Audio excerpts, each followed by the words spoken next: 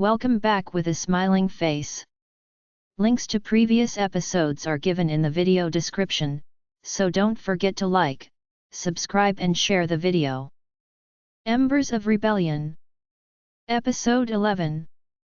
Chapter 98. Shush! Keep your voice down. I hissed at him, glancing around. You can't. The challenge is not tomorrow but the next day, my father growls, forgetting what he came here for, though I knew it has to do with the news. Challenge is still going ahead. I am not backing down, I tell him. You can't shift, Marin. Why would you challenge me when you are pregnant? He growls. I only just found out today, but it changes nothing, it doesn't. I am not fighting a pregnant woman, he snarls. Then stand down. I tell him. No. It is my pack. I can't even if I wanted to, he says, making my brows furrow before I shake my head. Then I will see you in 2 days, I tell him, snatching my bags up. Valerian comes out the doors, looking at us. Does Lucian know? He asks as I start to head inside. No, and you will keep your mouth shut until after the challenge, I tell him. He scoffs and shakes his head. It's my birthright. I'm the rightful heir. Do the right thing, Dad. Hand me my title. He says nothing, and I start walking off when he chases me, stopping me again. Mom! Valerian calls out, looking at me worriedly. Guards start moving in, but I wave them off. Your mother will be with you in a second, Val. Wait inside. It is cold, my father tells him, and Valerian looks at me. I nod for him to go in, and he does, standing just inside the doors. What? I asked, turning to look back at my father. So, it's okay for you to paint me in the media but don't like the favor returned. I laugh. I don't care about the photos of me. I will deal with that. It's Nixon, he will come for you for what you did. You need to leave the city. Get Valerian and Ava and your 2 girlfriends, and get out while you can. What? No. I am not leaving the city, my father grabs my arms. You need to get out. Nixon is planning something. Something big, he says, staring me dead in the face. It was then I knew that he knew something that he was trying to keep hidden. Like what? I ask. He says nothing and curses. This is about your debt. I ask, and his head snaps back to look at me. How? Ava, he curses. I don't know, but I have a funny feeling it is to do with the rogues and Forsaken going missing, he says, glancing around nervously. What do you mean? I ask him. You need to leave the city. Tell me why. What have you done? I ask him.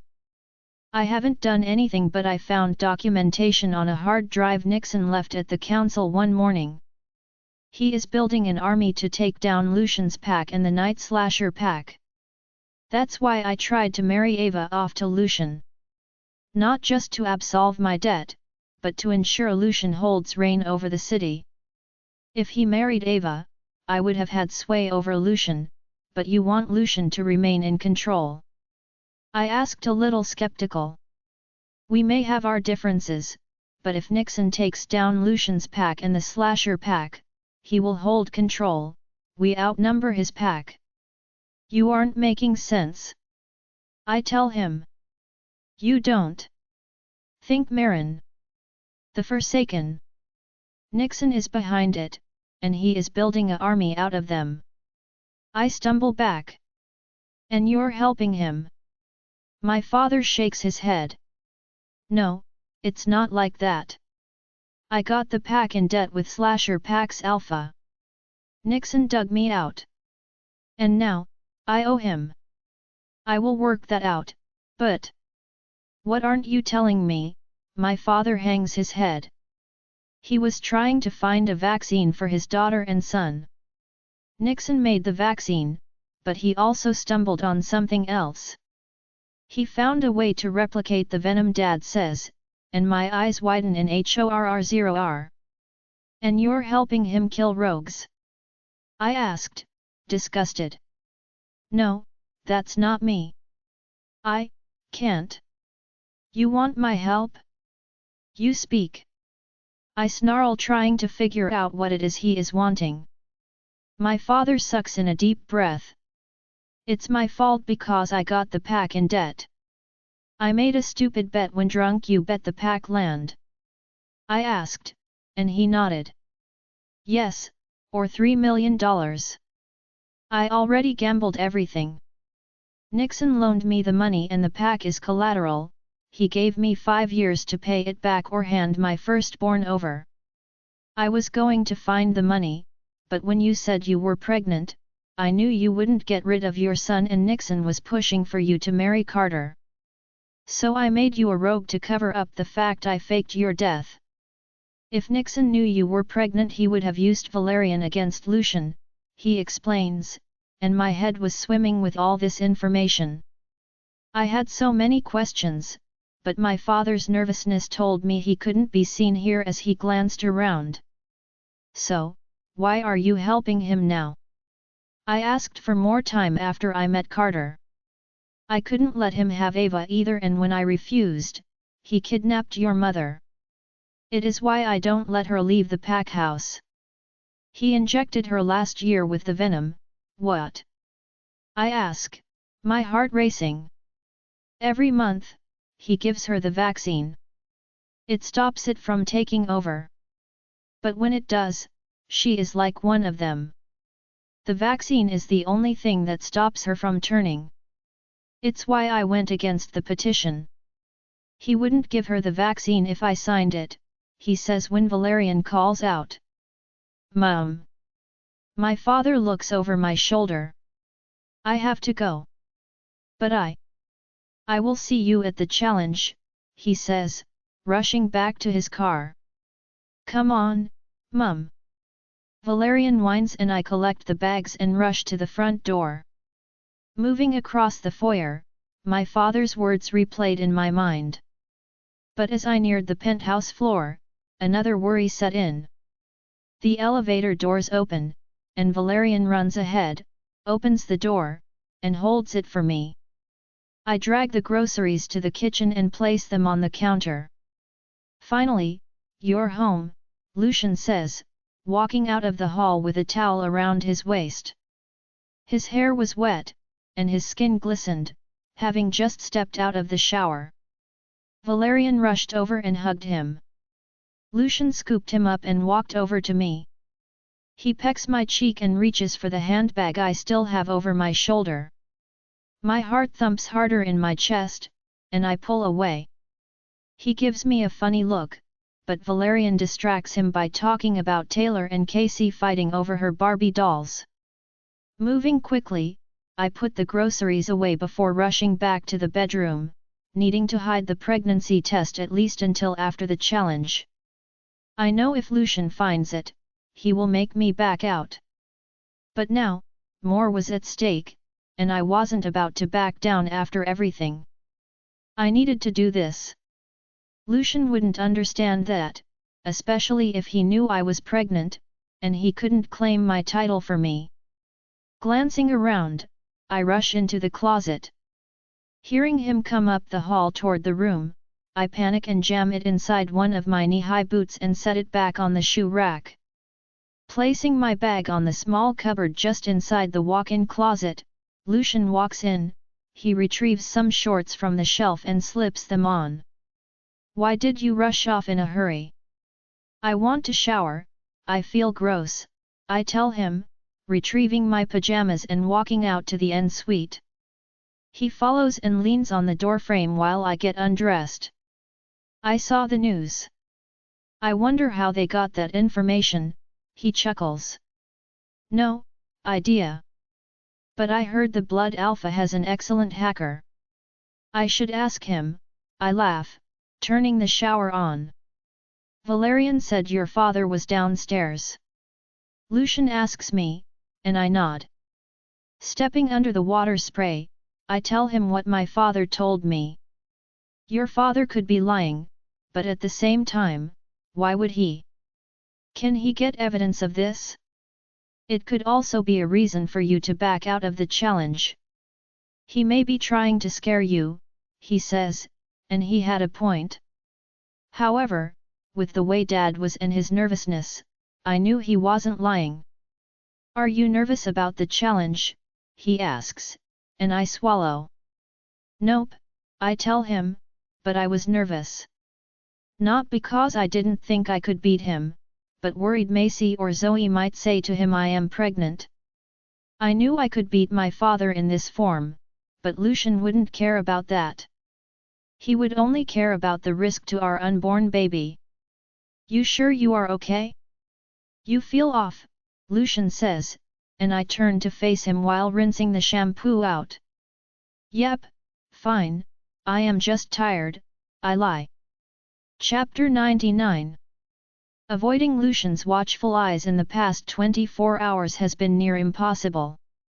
It didn't help that morning sickness decided to rear its ugly head. I believe that now I knew I was pregnant. Every pregnancy symptom suddenly sprang forward with an ugly vengeance, trying to swallow me out of hiding it. He knows something is up because I had no doubt he could feel it. Zoe and Macy had been at me all day about it, and just when I thought, I finally escaped them by hiding in my makeshift office in the events hall. Thanks to Alpha Nixon, it used to be a storage room for tables and chairs, but is now my new office. It was nearly time to clock out and head home. Lucian said he would pick me up tonight, worried I would run myself off the road, confusing my fear of him finding out with nervousness about the upcoming challenge. But Macy and Zoe weren't giving up so easily as they burst into my office, blocking the door as I switched my desk lamp off that was running off an extension cord from the main room. I roll my eyes as they stop my exit. Looking at the clock above the door, I pin them both with my glare. They know Lucian will be here any minute, or maybe that was their plan so they could out me.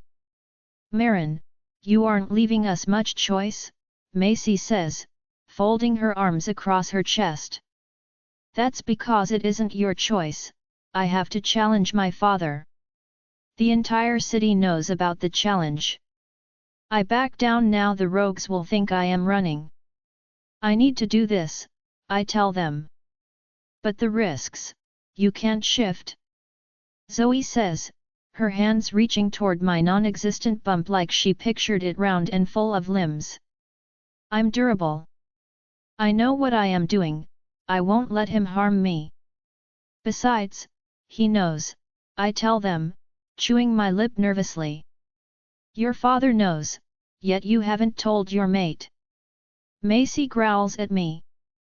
I didn't tell him, he found out for one, and secondly, if I do this, we hold reign over a third of the city, Lucian held half.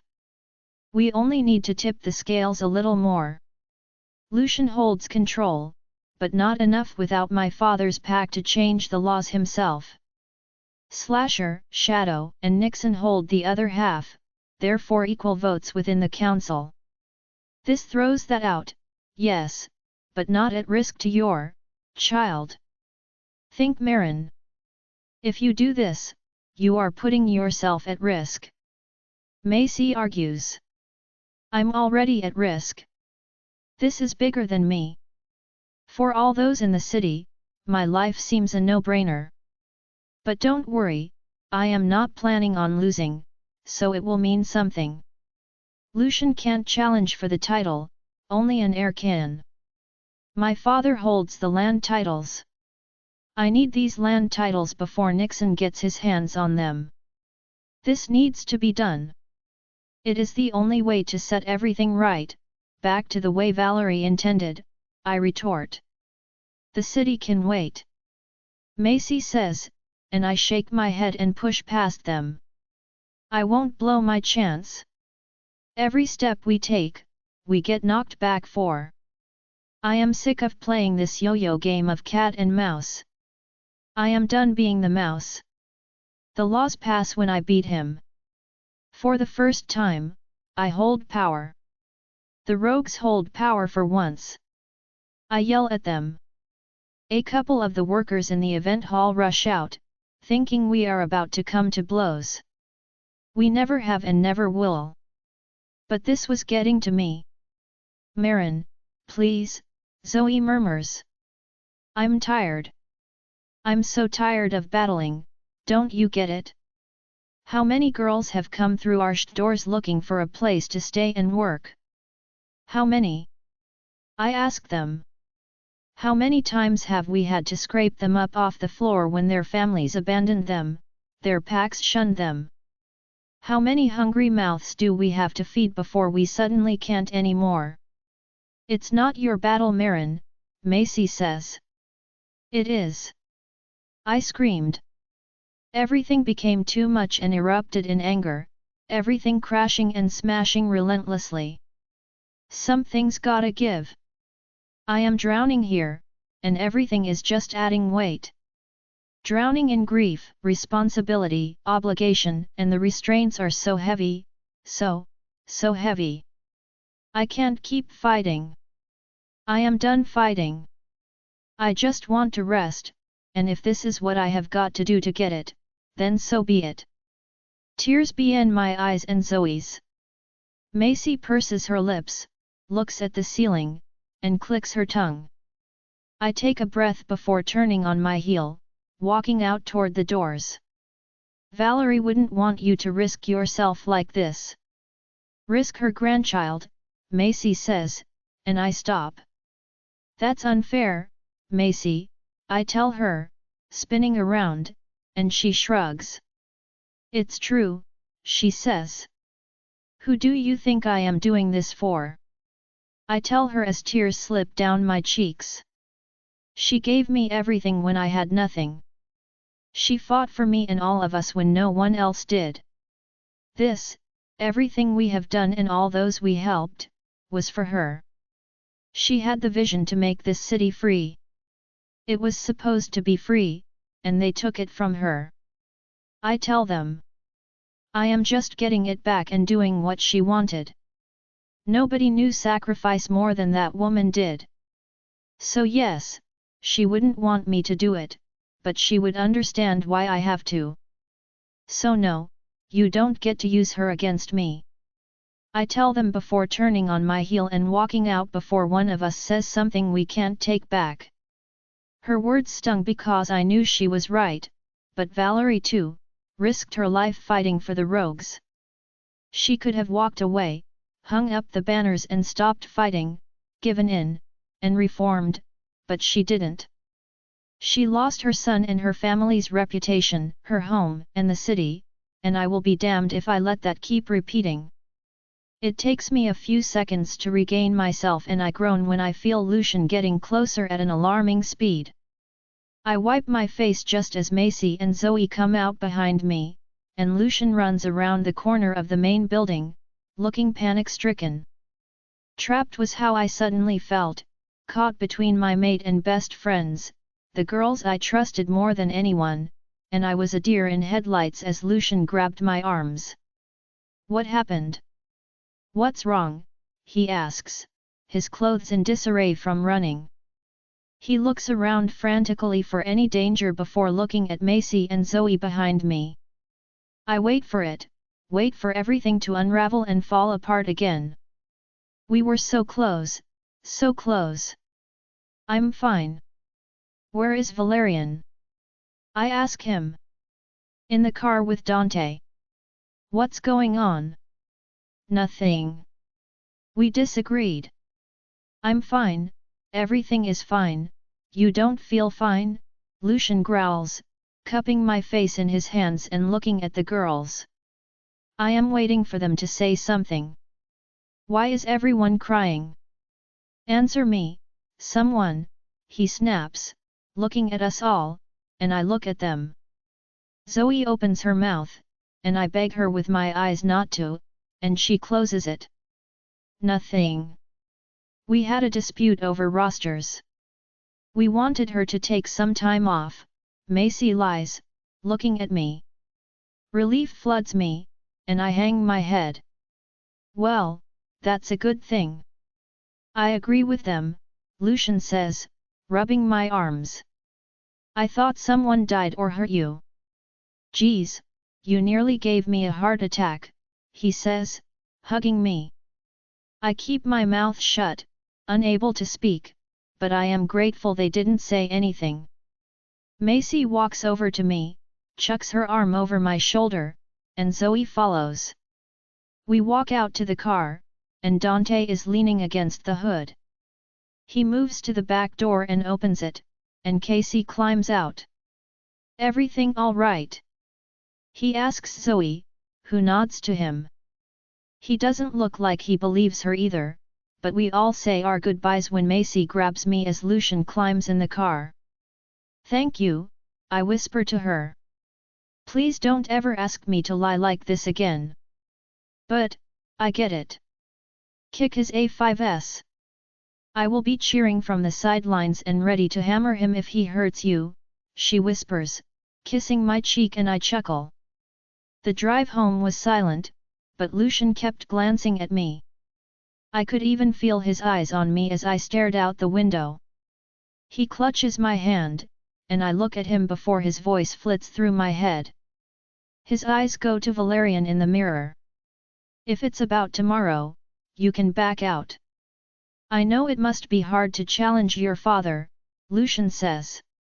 I shake my head, and he squeezes my hand. It's not that. Just don't be mad afterward, I tell him, suddenly feeling guilty. We had come so far, and now I was not only risking myself, but us, but I had a reason. And he looked at me, turning his head to the side to look at me. Why would I be mad? I could never be mad at you, Lucian says. What's going on? He asks when I don't answer. Nothing, I think Dad just got in my head, I lie. It was becoming a thing. Lying shouldn't be a thing, yet I knew the rogues needed this. I needed this. This would set us free. Yet why did it have to risk so much? If you're scared, Marin, you can back out. It's okay to be scared, Lucian says. I'm not scared, I tell him. Good. Because the moment I think you're in trouble, I will be pulling you out. I won't let him hurt you.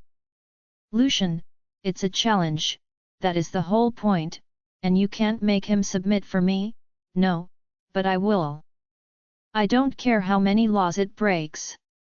I know only an heir can challenge, but I will not let your father kill you either, Marin. And before you ask, don't ask me not to step in if it comes to that. That is something I won't promise you, so either win or back out now, because if you are on the losing end, I am getting in that arena, he says, and I sigh. Okay, I won't ask that, but... No. There are no buts. That is how it is. Sorry, but if I have to pull rank, I don't want to have to, but I will if it means keeping you alive, Marin. Don't expect me to watch you get hurt or killed and stand there. I wouldn't ask that of you if our roles were reversed, so don't ask something of me. I know you wouldn't live up to yourself, I swallow out guilt. His words hit home a little too closely. He knows me too well, which only makes me lying to him tear me apart more. All night I was restless and sleep didn't come easily. Lucian luckily didn't ask me to train, insisting I needed a good night's rest, yet when I woke up the following day, I felt anything but rested. I was anxious, and my eyes felt like sandpaper. My stomach twisted violently and had me running for the bathroom as I retched and gagged. Once I emptied my stomach, I rinsed my mouth and down my face just as Lucian walked in and leaned on the door frame. Nerves? He asks and I nod, trying to catch my breath. You all right? He asks. Yep, never better, I lie.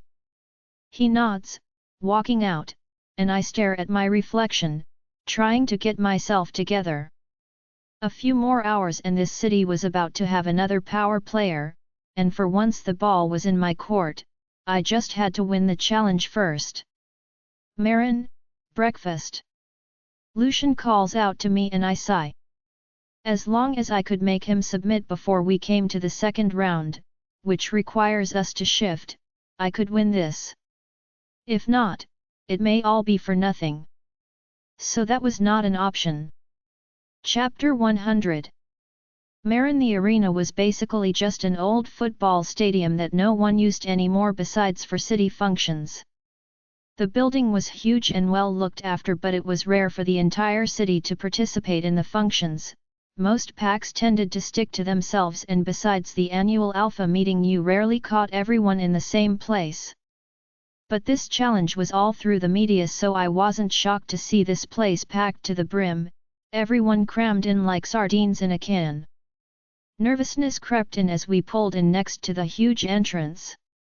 People walking in, and I felt giddy seeing rogues entering a place that was otherwise forbidden to them. Lucian's men made sure they had entry through his tunnel entrance. Macy and Zoe stood by the doors next to Tatum and Dante. Macy was the only one out of us that was still rogue, and despite the offers she refused, saying she was happy with her status. Although, I had a funny feeling with Tatum's infatuation with her it would only be a matter of time. Lucian would take and accept all the rogues without asking, but it was more than that. I may be pack, Zoe pack, but we were all rogue. Status is given, but at heart, we clawed out from the rubble like the rest of them, bled beside them and took on society exactly the same. No, my village didn't need a pack, this city should be pack. No names, no labels, no designation. One pack is how it was supposed to be, and it should be everyone free to choose and free to live. That was what we wanted, just our freedoms, nothing more and nothing less. Lucian grips my knee as Valerian undoes his seatbelt when he sees Taylor and Casey waving a snow cone in the air for him. He jumps out and runs over to her. His had no color, just ice. The girls knew him too well. Lucian shakes his head at him and chuckles before looking over at me. Are you sure you wouldn't be more comfortable in shorts? You will ruin those pants shifting in them. I brought you a set in case you changed your mind, Lucian says while glancing down at my yoga pants. I shake my head. I wouldn't be shifting, it would risk too much, my body would have to change too much. No, I'm hoping he submits in first half. You realize how hard that is, we are instinctual, and you know how these things go, after 10 minutes and the drill goes off everyone shifts. So unless you got some moves I don't know, you are gonna have to shift, love. I swallowed. He was right. No one likes a challenge going on too long, after 10 minutes the drill will go off. That was brought in decades before I was born, after a challenge lasted 3 days while both of them circled each other looking for an opening. I laugh at that thought, stuff that, best to get it over with. Then again, I also understood it. What parent wants to fight their child and vice versa? Are you afraid to show your wolf? Lucian asks and I stare at him, but he looks away. I tilt my head to look at him. What is that supposed to mean? Nothing, I just know you are self-conscious about how small yours is, though when the rogue attack happened you were a fair bit bigger. Is that why you never wanted to train in your wolf at home? Well, you would be self-conscious too if you looked like someone's pet dog and not a werewolf, I tell him. You're not that small, he says, and I shrug and open my door. Zoe and Macy are waiting for me by the entrance and I need them to keep calm, right now. We walk through the dark tunnel and come out the other end walking along the boundary line. I could see Nixon and his pack watching. Slasher pack was also here, but Nixon and Dad stood on the other side of the massive ring that is etched into the grass with white paint. We walk over to our place when I feel my head tugged back by my ponytail. Lucian's hand wraps around it and pulls me to stop, turning me. His arm wraps around my waist, pulling me against him, and he tips my head back. His lips cover mine in a heated kiss that has my cheeks burning with his very public display. Lucian. I mumbled against his lips, and he chuckled. He was still laughing when he let me go. He tugs me along and Callan rushes in quickly. There was a park at the other end of the arena, which is where he is taking the children to play so they don't have to watch. They could, because I was training at their age. However, a challenge was vastly different. It wasn't mucking around, it was blood, claws, teeth and fur. Messy and terrifying, so when Valerian demanded he wanted to come, we organized for Callan to watch them at the park and bring them over after. How are you? Are you still set to leave tomorrow? Lucian asks his father. Callan stops and pecks my cheek and hugs his son. Yep, leaving at 7 am, Callan says, and Lucian nods. Where are you going? I ask him. To pick up some supplies that got lost in transit for the hotel, Callan says with a shrug. Callan quickly hugs me. Knock him out, love. Now where are these munchkins of mine? Callan says, looking around for the kids. He points off toward the girls and waves before rubbing his hands together. He walks off toward them. Who wants to race Pop to the park over there? He says, pointing off toward the other end. The three kids look where he points before running off, and Callan chases them. Lucian laughs at his father, who could easily outrun them but lets them win. Once they are gone, I turn around to face the pit and the place falls silent when my father steps over the barrier and removes his shirt, handing it to my mother. I take a breath and Lucian grips my shoulders, giving them a squeeze.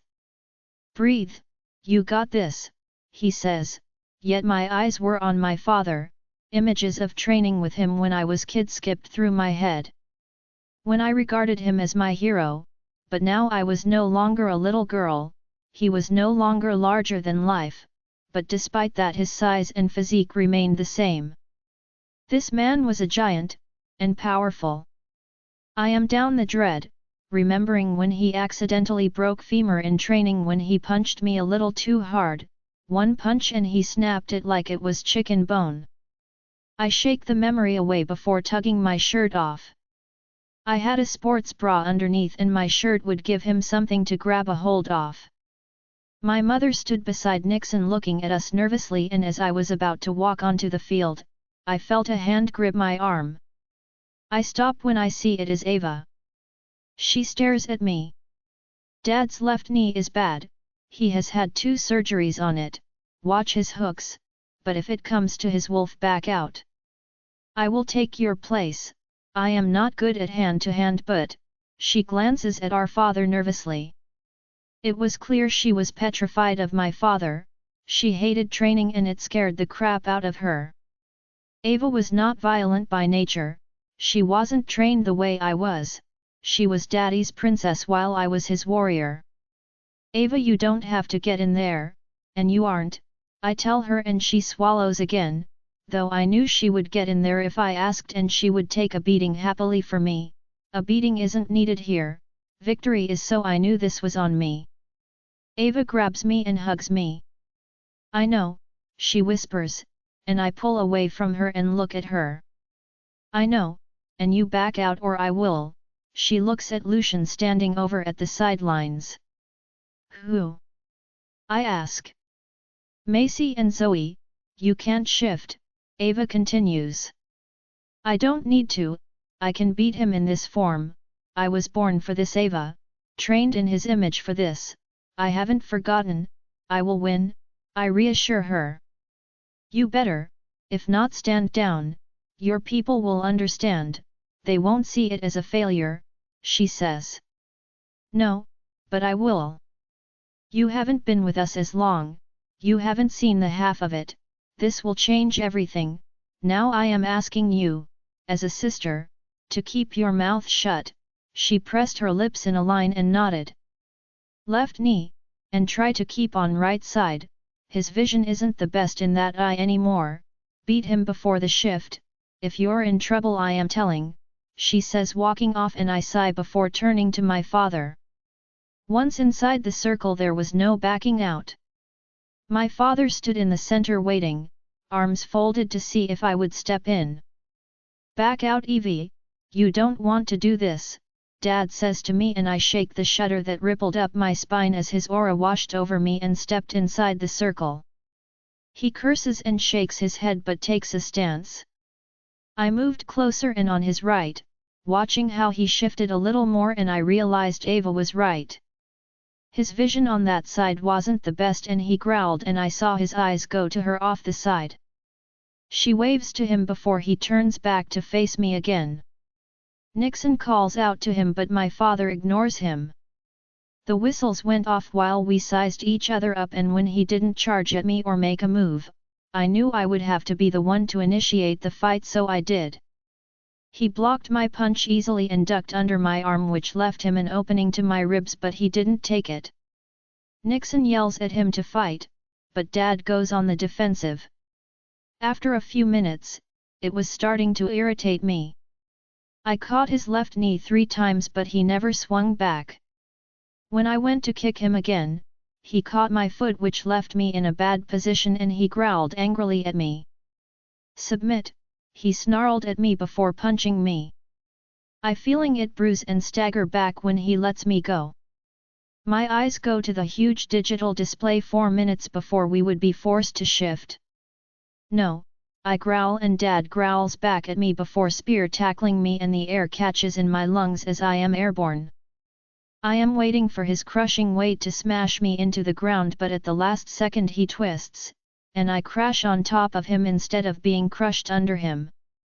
I sat up shocked and punched him while he pulled me closer in a headlock, which left me struggling to get out of it, my fist connecting with his ribs, and the side of his head, yet Dad was only holding me. Fight back, I am not a little girl, I tell him. Wrong, you're my girl, my pregnant girl, he snarls before rolling me off him. I get to my hands and feet. What are you doing, John? Nixon roars from the sidelines. My father ignores him and gets to his feet. He glances at the clock. Stand down, submit. Dad says and I clutch my knees while he is trying to catch his breath. I can't. I tell him looking at the crowd of rogues. John. Stop playing with her and take her out. Nixon booms across the field and I glance over my shoulder at him. My mother is standing beside him, her face pale as a ghost and I turn my attention back to my father. He looked torn. Please Evie, he whispers and I take my stance and he growls taking his before we start fighting again, or I do while he continues playing this stupid game of just blocking and dodging. Chapter 101. Lucian. This was not what I expected. Marin was on attack the entire time, yet the longer I watched, I realized John wasn't even fighting. He could have landed multiple blows on her and she even left herself open a couple times where he could have taken her out but he didn't. Ava stood beside me chewing her nails nervously, her eyes glued to the match and Macy and Zoe beside her with the same frightened expressions on their faces. Something was going on. It was almost like John was deliberately throwing the challenge. Why isn't he fighting back? Dante whispered and I shrug, but Marin was becoming tired and she only had 2 minutes left before they had to shift. Nixon was screaming at John to take her out, screaming like a Shtbansky and distracting both of them. I have put up more of a fight with her when training with her, yet John almost seemed scared of hurting her and Marin was also holding back. He had hit her once, he had ample opportunity at body and head shots but never took one of them. The siren blared signaling it was time to shift. And I noticed Marin glance at Ava nervously. I could see John talking to her while they fought, but once that signal went off he had no choice but to shift. However, Marin didn't. What are you doing? Shift. I scream at her and I see Ava take a step forward to the pit and Macy grips her arm and shakes her head. Ava's body trembles like she was about to shift herself and run in there if Macy hadn't stopped her. Marin, shift. I command through the mind link. She tenses and looks at me over her shoulder and fights my command. When Ava notices my command over her, she yells at me. She can't. Drop your command. You are distracting her. Ava snapped at me and my brows furrowed in confusion, and I was about to ask what she was talking about when John's huge wolf stalks toward Marin and she backs up, turning to her side, making herself a smaller target, but still she doesn't shift. Ava walks the sideline with me. Marin, back out. Ava snarls at her sister, but she shakes her head, not turning her head away from the fight. John charges at her and I hold my breath. Marin jumps back and pivots, her foot connecting with him under the ribs, only for him to turn and slash her. She staggers back and he pounces on her at the same time her fist connects with the side of his head. He shakes his head and backs up, snarling and snapping his huge teeth at her. Marin, what are you doing? Shift. I yell at him as his pants get soaked with his blood from his claws. Nixon screams at him, distracting him for a second, and she jumps on him, wrapping her arms around his neck and her legs around his torso, but he rears up trying to throw her off. He nearly lands on top of her but twists at the last second, bounces off her before his weight could crush her. She rolled out of his way before he could snap his teeth at her face, but he made no move to, and didn't attack when she tried to get to her feet, which left her wide open. Take her out, John! Nixon snarls angrily across the other side. He was so furious, his canine slipped from his gums and I glared at him. John looks in Nixon's direction and hangs his head when I notice Claire beside him. Tears streamed down her face as she watched her daughter and her mate. It's okay, love, she yells at him. Marin circles around him but he hangs his head before charging at her. My breath lodges in my throat as she runs at him too, and I wait for them to collide. Claws, teeth and skin don't mix. Ava screams out and runs toward the pitch just as Dante snags his arm around Ava's waist, hauling her back. My heart raced when suddenly John jumps clean over her. Marin spins, her feet losing traction on the grass, and she falls on her hip. Get up! Get up! I worry as John turns around and moves toward her, snarling and snapping his teeth. Marin backs up on her hands and feet. As he stalks toward her, she raises her foot to get ready to kick him when he pounces on her. My breath lodges in my throat and I go to run onto the arena but stop when John drops on his belly and she halts. John tilts his head and bares his neck to her in submission while I try to figure out what just happened. I look at Dante to see if he just witnessed the same thing. John submitted. Nixon curses and yells before storming out, shoving past his people, while Claire rushes onto the field with shorts and a towel. Marin reached forward and brushed his fur. He whimpers and Claire throws a towel over him while I gaped. What just happened? Once the towel is over him, he shifts back and is on his knees in front of her and she gets to her feet. When it is clear it is over, I walk into the center of the arena, wanting to know what happened and why he suddenly caved to his daughter.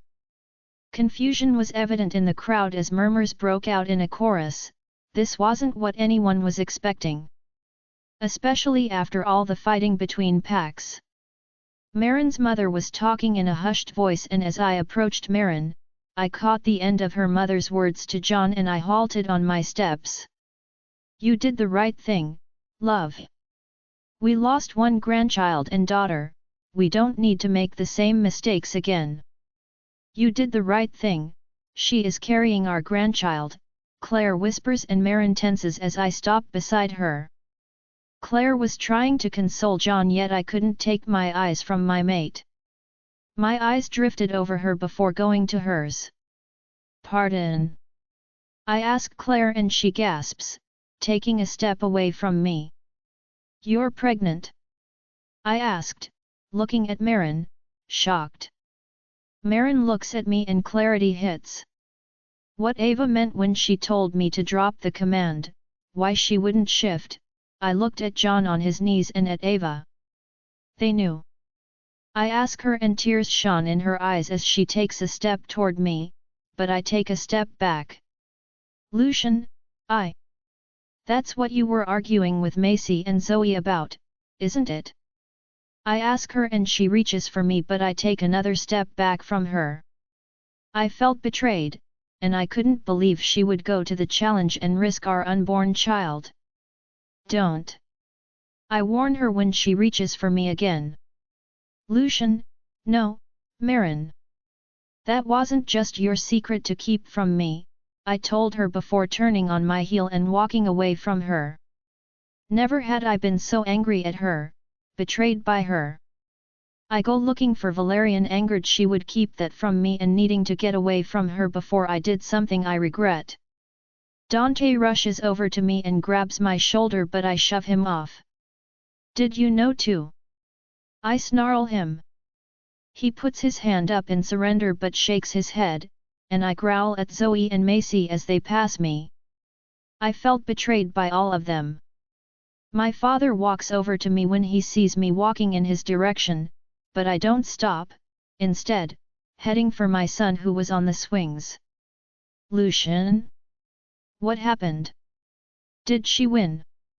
Dad calls out to me when I walk past him. I growl. John submitted, I growled, too pissed off to form words. That's a good thing, why are you upset? He asked, trying to keep pace with me as I moved toward my son. She lied to me. I snarled, my entire body trembled with rage. Who did? Marin. She is pregnant. I tell him and he grabs my arm pulling me to a stop. I glance in Marin's direction to see her chasing after me. What?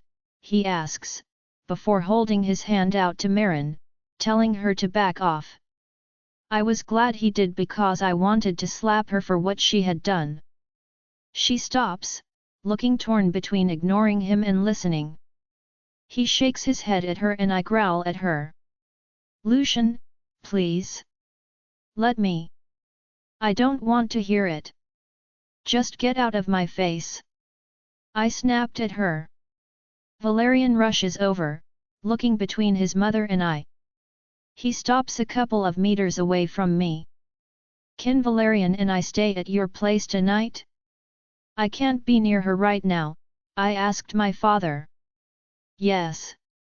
Of course, he says and I walk off to get my son. I grab Valerian and pick him up. Marin rushes over trying to take him from me. Tears trekked down her face and my canine slipped out as I pushed her hands away from him. Mom! Valerian screams while twisting in my arms. Lucian, give him to me, she says, reaching for him when Dad gets between us. Valerian cries out for her when I start walking away from her heading for my car. My father, I could hear, was talking to her and trying to calm her down but I ignored her heading for the exit. What about Mum?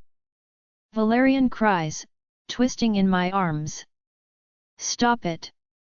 You will see her later, I tell him and I lift him higher, hugging him closer. Are we going home? He asks me while I fiddle with the key fob as I step into the parking lot. I unlocked my car. Dad! We can't leave Mum. Valerian sobbed, pushing on my shoulders and kicking his legs, forcing me to put him down. I growl when he takes off, rushing back toward the entry. Valerian! I growl while turning around to see Marin grab him. She scoops him up in her arms and my father messes his hair as I approach them to take him. I want to stay with you. Valerian cries, clinging to her neck as she sets him down. I'm not going anywhere, you're just staying at Pop's for the night with Daddy, she says, wiping his tears. At least she wasn't fighting me on this. She pries his fingers from her neck and steers him toward the car with me following closely behind her. It's just for tonight, she asks as she opens the back door. Valerian climbs in and I quickly move to clip him in and make Marin step aside. She touches my back and I look at her over my shoulder and she removes it quickly from the angered look on my face. Shutting the door, she tries to grab my hand and I fight the urge to shift. Instead, growling at her, my aura slips out and she takes a step back. She hit the side of my car. You lied to me. Kept it from me. You wouldn't have let me go through with it, she snapped back as I stepped closer to her. With good reason too. You didn't just risk your life. I tell her, barely holding myself together. She goes to defend herself, or explain, but I cut her off before she can. Enough. You're causing a scene and scaring our son, I tell her and she peers down at the window beside her. She swallows and looks back at me. You'll bring him back tomorrow, she says and I clench my jaw. Lucian? I need to go, I tell her, walking off to the driver's side. My father rummages in his pockets and pulls out his keys. He passes them to her. I'll talk to him, it will be all right, I hear him tell her, and she nods, taking them from him. I climb in my car, and Dad jumps in the passenger side before I tear out of the parking lot. Chapter 102. Lucian Dad's place was like a shrine of my childhood. Even today, he still had my artwork framed on his walls, photos hung on the walls, and on all the furniture. Growing up, his entire life revolved around raising me, and his house showed that clearly. Despite having done some horrid things in the past, he loved me, and that much showed. One thing I loved, though, was seeing that some of Valerian's artwork and school stuff was also displayed like treasured possessions alongside mine. It was embarrassing that he kept some of this crap, yet I knew it meant something to him despite how crappy my art skills were. Dad cooked dinner for us and we watched movies, trying to keep the TV off after the media displayed everything from the challenge. Valerian didn't need to see that or become involved in adults' issues, so after the fourth headline, Dad put a movie on. Later that night, Valerian wouldn't sleep without talking to his mother, so I let him call her. Still, he was restless, tossing and turning on the couch as I rested my head. My father had muted the TV, and we were watching it with captions. Marin all right? He asks, and I nod. I have Tatum staying with her. He is outside the door, I tell him, and he nods. Our argument was broadcasted across every TV station. Luckily, no one knew what it was about, and John and Claire were tight-lipped and said no comment when interviewed. John even slapped one of the reporters for coming too near. It was all on display, and assumptions were made, so it would only be a matter of time before they figured it out. Dad had been quiet most of the night and let me be, though I could tell he was itching to say something. Turning my head, I looked over at him to find him watching Valerian, whose head was in my lap. Just say it. I can see it is eating you up, so out with it, I tell him. Dad sighs and I turn my attention to him. Don't make my mistakes, he says, and I roll my eyes.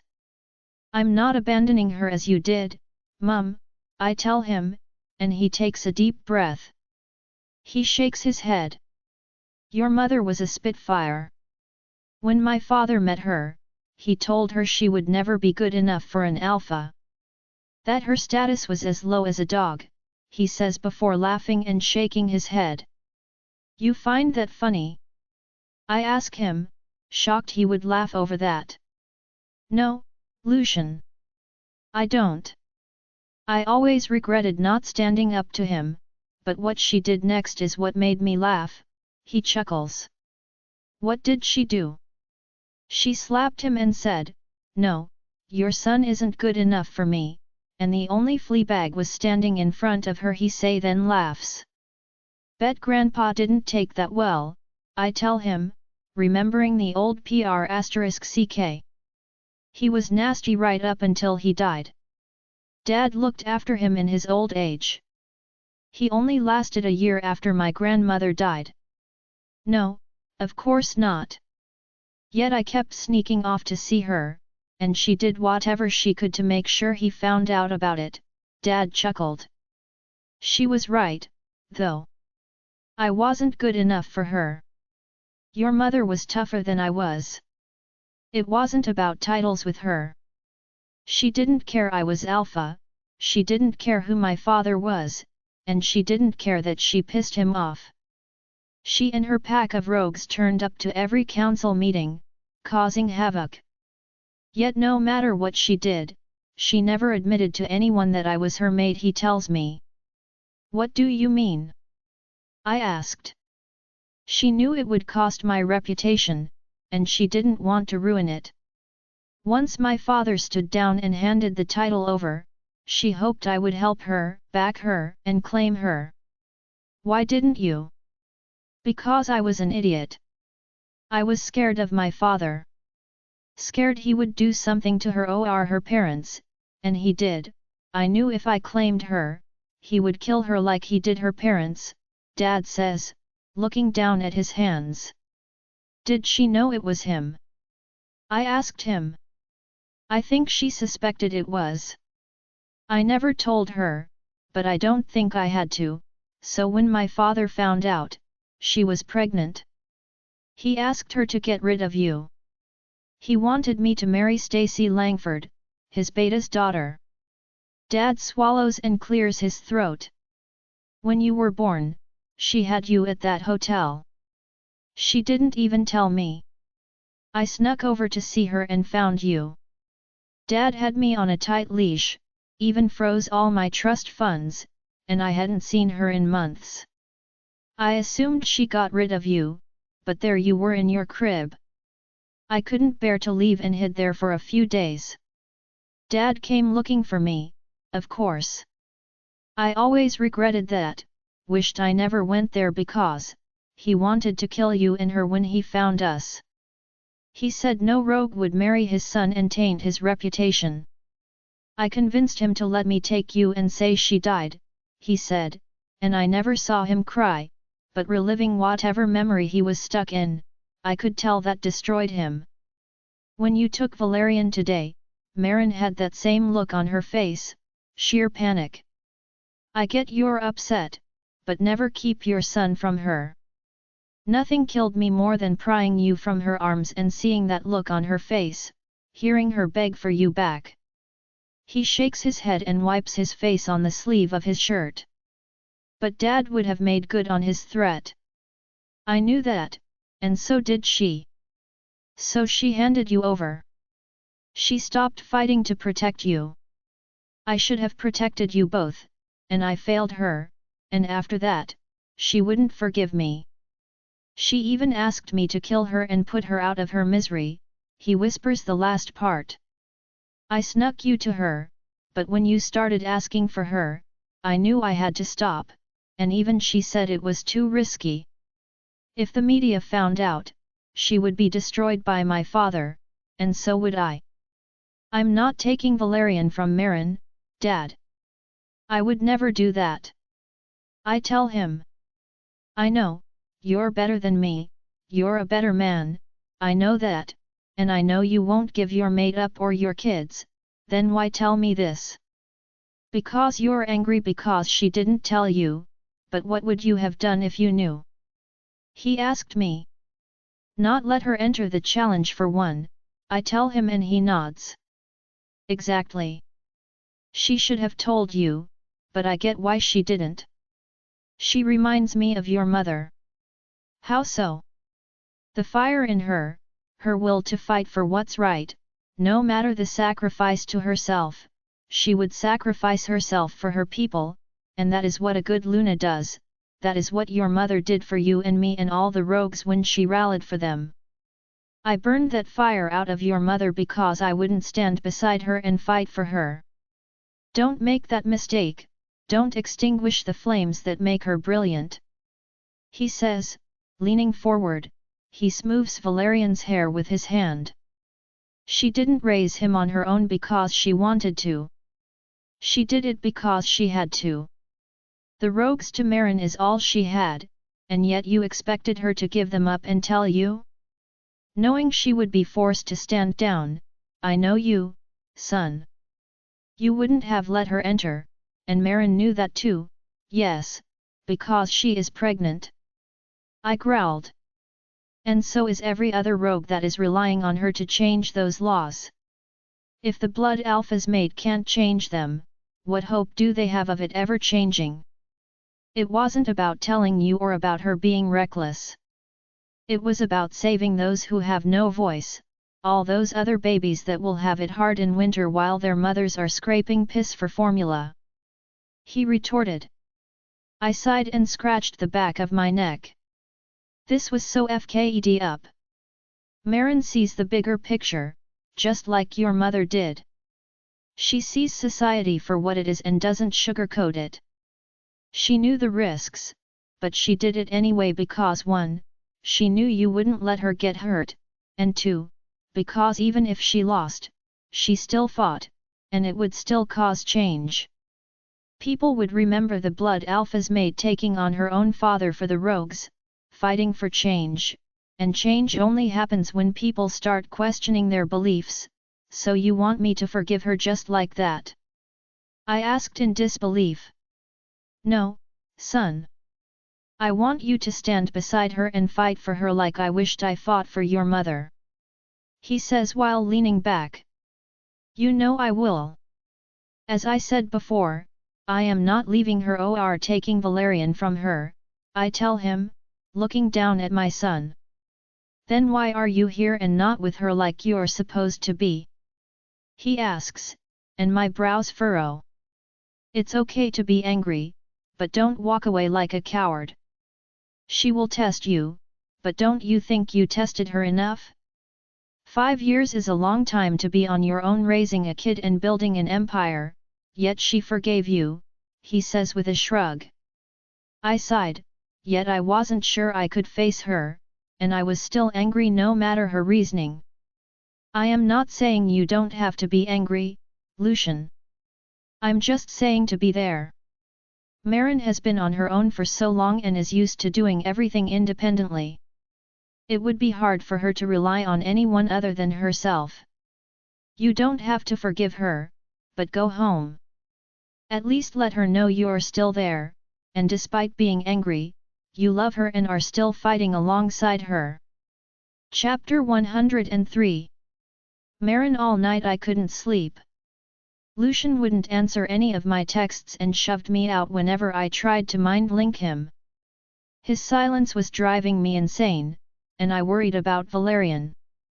He sounded upset on the phone and wanted to come home, but I managed to calm him down enough and told him I would pick him up from school. Lucian didn't object, so I figured he was okay with that, or at least I hoped he was. Throughout the night, I obsessed over that was portrayed on the news, saying Lucian and I were fighting because he was cheating on me, that he finally realized Valerian wasn't his son. It was all bull. I knew it, they knew it, but they would do whatever they could do to sell a story. The bed felt too big without Lucian in it, cold and empty, the house too quiet without him snoring beside me and making me want to smother him while he slept.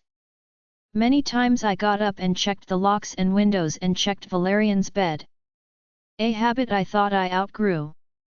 That was something Zoe, I both did, almost like we took it in turns during the night when it was just us. We always feared it being only us in the house, knowing that rogue weren't much of a fight if someone broke in, especially with my tiny wolf in hers. Yet alone, I found myself reverting back to old habits and nearly had a panic when I realized Valerian wasn't in his bed when I checked. I kept reminding myself he was safe with his father, yet knowing that and seeing it for myself were two different things. Maybe if he wasn't angry with me, I would be fine. Because I never had this issue when Valerian would sleep at Callan's, I knew it was because I was entirely alone and without having anything to distract me reminded me of being on my own in my car, only this time I was in a huge empty penthouse, yet the feeling was still the same. Having just closed my eyes, I heard the front door's lock twist and click, which had me sitting upright. Panic coursed through me and my hand instantly searched for Lucian in the bed before remembering he wasn't here. My heart thumped in my chest as I crept toward the hall when Lucian's voice flitted through my head. "Calm down. It's just me. Don't hit me with anything, I am carrying our son," he mind-linked, and I let out a breath of relief. Walking down the hall, I see him step out of the entryway and into the dim lighting. I left the stove light on, and as I stepped into the living area, I saw Lucian was carrying Valerian, who was asleep in his arms. It was a little after midnight, and I moved closer, wanting to take him but Lucian turned away. "Get his bed ready. I will carry him," Lucian whispers, and I nod, rushing off down the hall and pulling his sheets back.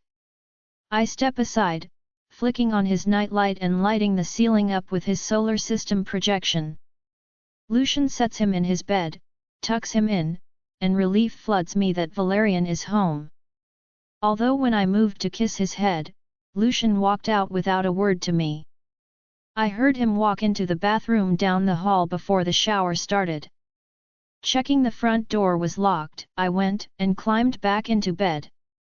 Lucian came in a few minutes later in his towel. Once again, he said nothing, and I could feel he was still angry, so I let him be.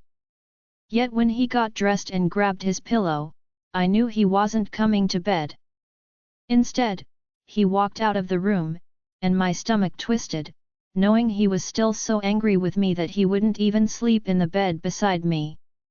At least he was home. Maybe now I could get some form of sleep. No such luck. It took hours to sleep as I stared at the ceiling. The following morning, I was awoken by morning sickness. It sent me running for the bathroom as I heaved and threw up the contents of my stomach, splattering the front of my pajamas in my vomit. It was early in the morning, and it was the first time I woke up needing to be sick. My stomach turned violently when I felt Lucian's fingertips brush the back of my neck and pull my hair away from my face. Catching my breath, I feel him sweep my hair over my shoulder before he wet a face cloth and handed it to me. "Are you all right?"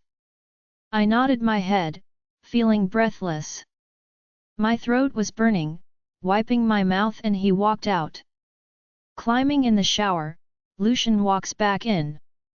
He was already dressed, and he placed a towel on the sink basin. I watched him scoop up my dirty laundry, and when he went to walk out, I called out to him. "Are you leaving early?" I asked him. "I'm going with Dad. I already packed Valerian's lunch. It is on the counter," he says, walking out and shutting the door. So I guess unless it was to do with Valerian, we weren't on speaking terms. It saddened me, but right now, I would take anything. It was better than nothing. When I finished showering, I hopped out, and I could hear that Lucian was getting Valerian up and ready for school. Walking into the room, I sigh when I see Lucian has set my clothes out on the bed. Quickly changing into my work clothes, I wanted to try to speak to him before he left, but Valerian was animatedly telling him about something while he ate his Cocoa Pops. Lucian watches me as I walk into the kitchen before sliding a cup of tea in front of me and my breakfast. I scrunch my face up at the tea. I hated tea, and I wanted coffee, yet when I went to look for it, he cleared his throat. I tossed it out. "You shouldn't drink so much caffeine. Also, there are prenatal vitamins above the microwave. Make sure you take them, and you have a doctor's appointment tomorrow at 2 p.m. and an ultrasound," he says, and I nod, wanting to speak to him, but he turned his attention to Valerian. "Why is Mum going to the doctor's?" Valerian asked, looking at me. "Because Mummy is having a baby," Lucian tells him, kissing his head and grabbing his suit jacket. "Behave for your mother. I will see you in the morning," Lucian tells him before walking off. "Wait, you're not picking me up from school?" Valerian asks, twisting in his seat to look at his father. "No, I am going with Pop and won't be back until late tonight. Where are you going?" I ask him. "To pick up that part with Dad. I have to go, I need to pick him up because you have his car," Lucian tells me, and I went to grab his father's keys and turned around to retrieve them out of my bag. By the time I did, Lucian had already left. I sighed before pouring the tea down the sink, and I couldn't wait to get to work to make a coffee, though I wasn't sure my belly would handle it with how my stomach was lately. The smell alone has made me sick a few times, yet I still craved my morning hit of caffeine. The day went by slowly, time really dragging out. I spent all morning at the hotel talking to contractors. They were slowly getting everything done, but it would be a few months before we would be able to reopen. So after lunch, I went to the homeless shelter and continued doing my mural. It was coming along nicely, and I met with the sign fabricator before picking up Valerian from school to approve the final design. I wanted Lucian to come with me to the sign design, but I suppose he will see it when it's set atop the old school. Pulling up out front of the school, I receive a text message from him. "Lucian, don't forget to pick up Valerian from school." I texted him back saying I was out front of the school already and asked roughly what time he would be home, yet he never replied. With a sigh, I tossed my phone into my handbag and waited for the bell. Once home, I cooked dinner while Valerian did his homework. Everything was very routine. After dinner, he had a bath, I showered, then put Valerian to bed. I managed to sneak a small jar of coffee home, hiding it in the back of the pantry. Once Valerian was tucked in bed, I made a coffee, intending to wait up for Lucian. I went over the hotel accounts and paid some of the bills that were outstanding, watching our funds slowly dwindle away, but we would grow again, that much I was certain of. When finished, I messaged my father asking for the PAC accountant's details. "Me, can you send me the PAC's accounts details, and the accounts and assets inventory?" "Dad, if you want, I can meet you for lunch tomorrow and go over everything. I will have to sign the deed to the PAC house over to you." "Me, no, keep it in your name. I am not taking your house. Just make sure you leave it to Ava in yours and Mum's last will and testament." "Dad, you're not kicking us out?" "Me, no, of course not. It's your home. You're still my parents and part of my PAC now. I just need to clean up the PAC finances, you can still run things on your end." "Dad, where do you want to meet tomorrow?" "Me, can you meet me at the homeless shelter? I will be there most of the day." "Dad, can you bring Valerian? Your mother and I would like to see him."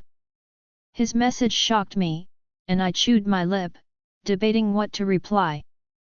"Me, if Lucian says it is okay." "Dad, okay, I'm sorry he found out the way he did.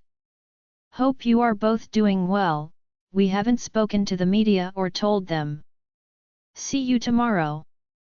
"Me, night Dad." "Dad, good night, Evie. See you tomorrow. I will text when I am on my way." Well, that went better than I thought. Dad and I managed to have a civil conversation, something I wasn't expecting after the challenge. It was hours and early morning before I heard the key in the door. I glance at the hall leading to the front door to see Lucian step in. He quietly walks in before noticing the lamp on beside me. He drops his keys into the bowl on the hall stand. "How was your day?" I ask him. Long, was all he answered before he went to head down the hall. He retrieves a towel from the linen cupboard and walks into the bathroom. Packing my laptop up, I walked to the bathroom door and gripped the door handle, but he locked it. I sighed and knocked on the door, yet he ignores me. I knew he heard me because I could feel his annoyance.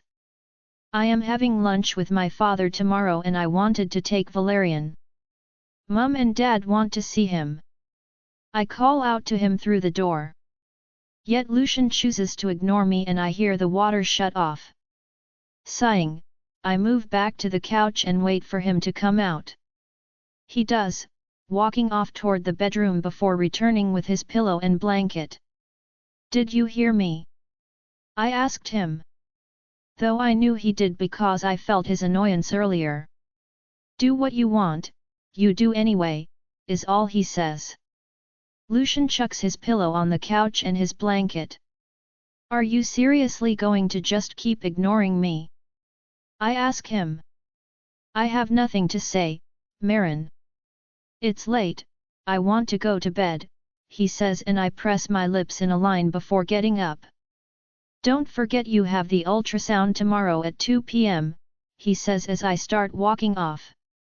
"I am not sure what time I am meeting Dad," I tell him.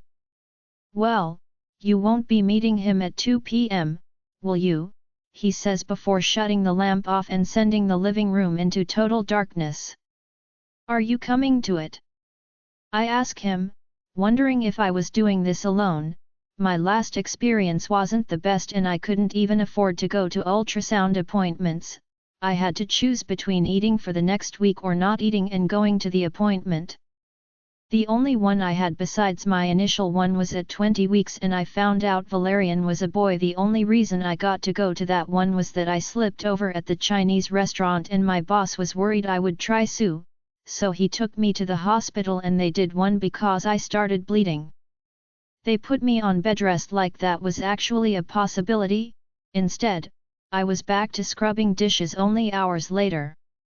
I tried to remind myself this time was different. Yet I dreaded being pregnant, it terrified me.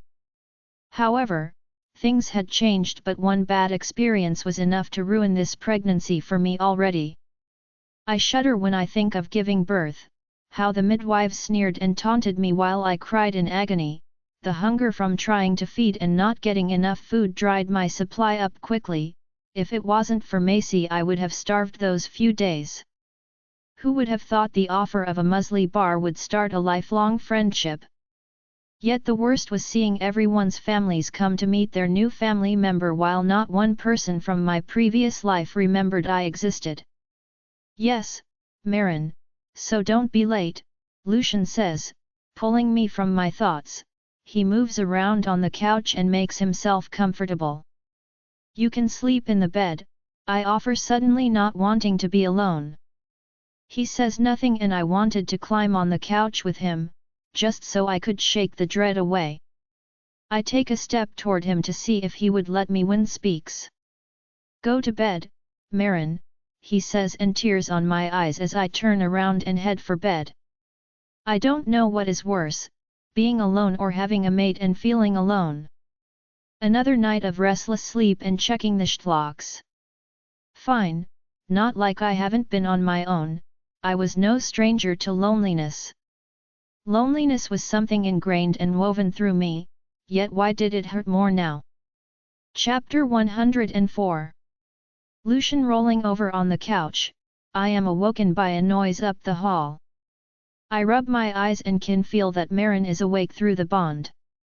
I could hear her at the back of the place, rummaging around and doing something.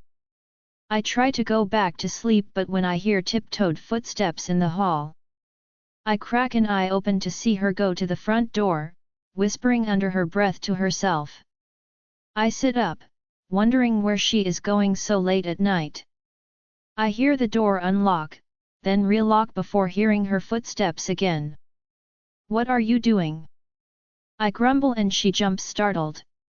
"Nothing. Was making sure we locked the door," she answers before padding off back down the hall. Now awake, I got up to get a drink, yet she felt off through the bond. It made me wonder why she felt scared. The scariest thing in this place was lying on the lounge. Did she really think I would let someone in to get to them? Lying back down, I tried to go back to sleep. I was in that part of sleep when you are asleep yet also not. My ears prick at soft footsteps again, only this time she was checking the balcony doors. What is she expecting? Someone to scale up the side of the hotel? I watch her trying to ignore the nagging of the bond when she goes to the front door again. You already checked it, I say. She stops and I could just see her from where I lay. She was standing in the hall. She rubs her temples and goes to walk back to our room when she pauses and walks back to the front door. Marin, I said you already checked it, I growl at her. I just need to be sure, she mutters, and I listen to her twist the locks and relock them again. I click my tongue and sigh listening to her walk off again when Dante tugs on the mind link. You just got home? I thought the company driver was meeting you halfway. Why are you up? Dante asks. They did meet us halfway, Dad and I took turns driving. And to answer your other question, because Marin keeps checking the stlocks, you two still not talking, he asks. I don't want to upset her, I have nothing nice to say right now, I admit, but I didn't know what else to feel. I was angry and words stung, so I didn't want to throw them out in anger and upset her. Try and get some sleep. I will be by at 7 a.m. to pick you up, he says, cutting the link. The last thing I wanted to do was go see Nixon, but after what we found out off John the First needed to investigate, though I don't see him being cooperative. I try to sleep. I catch a couple of hours when I hear the shlock twist on the front door again. Ignoring her, I listen as she checks the balcony doors, then the window. She was driving me up the stwall, but when I heard her check the kitchen window I sat up. Valerian would struggle to fit through it, let alone any ninja that managed to scale up the building. She rushes back off to the bedroom and I shake my head, laying back down and closing my eyes only to feel eyes on me a few minutes later. Unease rolls over me and I knew she was awake. What I wasn't expecting was to open my eyes as I rolled over to find her next to me. I near jumped out of my skin. She jumps in fright when I do and I groaned, clutching my hair. What? I snap, annoyed. I had spent all day and night in a car and now all night with her, waking me up every second. I growled at her and sat up only to notice her blanket and pillow on the floor next to the couch. The look on her face made me feel for snapping at her when it clicked into place. She said nothing, but I don't miss the way her lip quivers as she stood up to go back to the room. I grip her wrist as she reaches to grab her blanket, and I can feel the tremble in her hand. I lift the blanket and tug her on the couch with me. The stupid bond. She rolls into me and I slide my arm under her head so she can bury her face in my neck. She says nothing and falls asleep almost instantly while I found myself now unable to sleep, trying to understand her strange action and the weird look of fright but also humiliation on her face, like she was caught doing something she shouldn't. Her breathing evens out, her heart rate slows, falling in sync with mine, and her scent calms me as I tuck her closer and I eventually fall asleep. The following morning, however, I wondered if I dreamt it because I was on the couch alone and Valerian and Marin were nowhere to be seen. I reached for my phone to find missed calls from Dante. It was 10 a.m. I open the mind link and feel for Dante Tether. He answers immediately. Why didn't you wake me? I snarl at him. I tried, but Marin said she kept you up last night and to let you sleep. I'm getting ready now. All good. I cancelled with Nixon until tomorrow. He said he had to leave the city anyway. I sit up and rub my face. What time? I ask and yawn. 11 a.m. tomorrow. Go back to bed, Dante says, but I shake my head before remembering he can't see me. No, I need to check the homeless shelter anyway. Make sure you wake me tomorrow. I don't care if I am tired or she keeps me up, we need to get this meeting out of the way and see his reaction, I tell him. Okay, well John just got to Zoe's place with Marin so I should go, Dante says. Wait, Marin is with you? Where is Valerian? At school, she dropped Valerian here at 5 AM this morning and asked us to run him to school so she could get an early start on her mural. Zoe and I dropped him to school for her, so she didn't take him to see John and Claire. I asked him. No, Marin didn't want to upset you and bring him without your permission, though Claire looks pretty upset he isn't here. Dante answers. Is Marin okay? I ask him, slightly worried since she didn't wake me. I didn't even hear her leave. Yes, why wouldn't she be? Because she kept checking the locks all night, she seemed frightened, maybe meeting her father had her anxious. Ah, yeah, Zoe does that. Drives me nuts, anxiety, Zoe takes medication for hers, but isn't so bad when I am here. Old habits die hard, Dante says with a sigh. What do you mean? The girls, Zoe said they hated living at the back of the hotel because it was so close to the reserve. She said they were always paranoid about Forsaken breaking in and taking the kids. Apparently they had a few scares here. Marin must have been scared. Anyway, I know she said she is going to the homeless shelter later.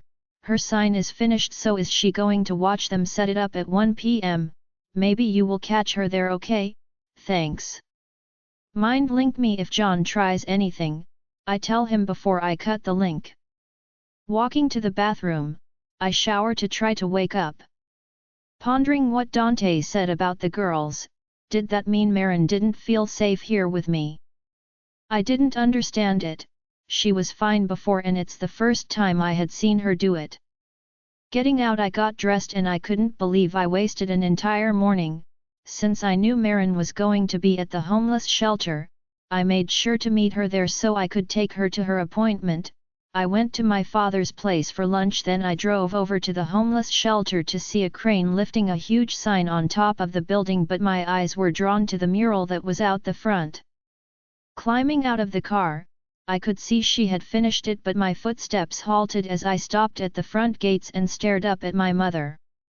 Marin, I could see, was guiding the men on the cherry picker, telling them the sign wasn't straight as they attached it above the mural and front doors leading in. My eyes roamed over the huge mural. Last time I saw it was a blank canvas, which had me questioning what she was doing. One side of the wall was the woman I remember from the pictures I had seen that Marin had shown me. She had used the photo, but instead of Marin, Zoe and Macy beside her like in the photo, my mother's arm was tossed over the shoulder of Emily, and her son stood between them both. She got up this morning to finish this despite us arguing.